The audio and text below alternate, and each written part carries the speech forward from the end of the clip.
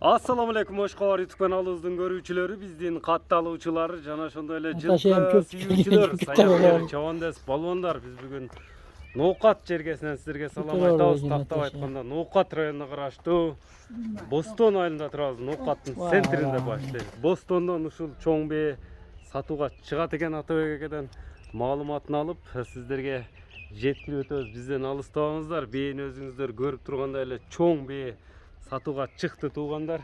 Эми Атабекке маалыматты берет. Атабек, ассаламу алейкум. Assalamu alaikum, alaikum assalam. Кандай стенсолуңуз жакшы Атабекке? Жакшы, рахмат өзүңүз. Бу ак боз бээ атко жаныбар турушу.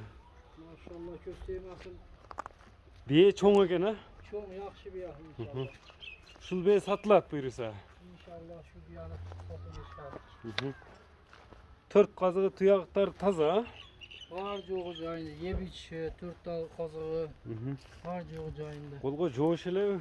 Kolga öte iyi var. Колго жоош. Кичине бастырсаң мындай чак аяктарында. Жаш бала карай берет. Мындай жаш балдар карап жүрө берет. Энчи бап бе? Энчи бап. Бою канча чыгат, өлчөнгөнбү?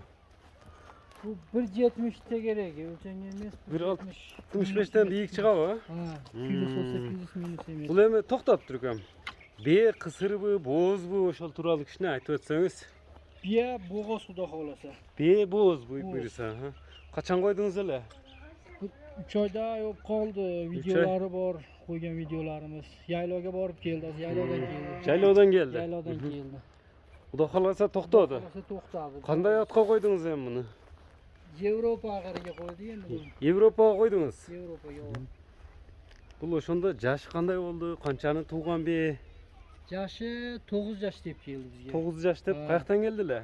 Bu Novosibirsk'den geldi. Новосибирден келди. Kışta gelgen adı bu. 9 жаш деп келди. 9 yaş deyip geldi. Канчаны туугмай эми?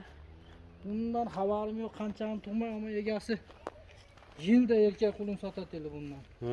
Oruslardan. Siz özünüz alıp жүргөнсүz мурун мамиледе. Bizi balдар alıp gelat özü. Кичине бастырчы эми мына ылдыйга кеңири басыгында көрөлү. Мындай чоң бээ издегендерге туугандар. Чоң атка койдум дедиңиз, а? Çoğun yakışı şunday atke koydu gözü bundan alıp tikrak atke. Yakşırak atke koydu. Куда каласа бээ эмес пешене туйт дегендей.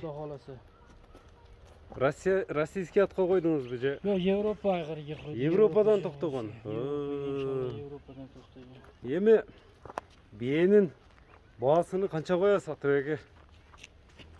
Beğenin bağısını 290 bin koyun. 290 000 сом. Ha. Сүйлөшүүлөр кеми болот буйруса.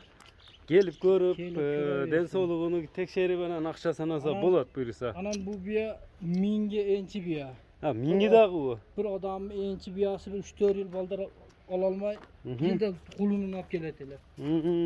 Özünü ahırında kışta alıp jona atıştı. Bizge nasip kılıp geldi. Nasıl kılıp geldi? Hem nomerlerinizde ayıp ötseniz. 55 bilen Bastır örgüm. 500 Serpilus 96 555 minen 09 09 18 18 09. 09 номери менен байланышып өрөсүздөр. Биз чыгарылышыбызды ушуну менен жыйынтыктайбыз. Саламатта калыңыздар туугандар.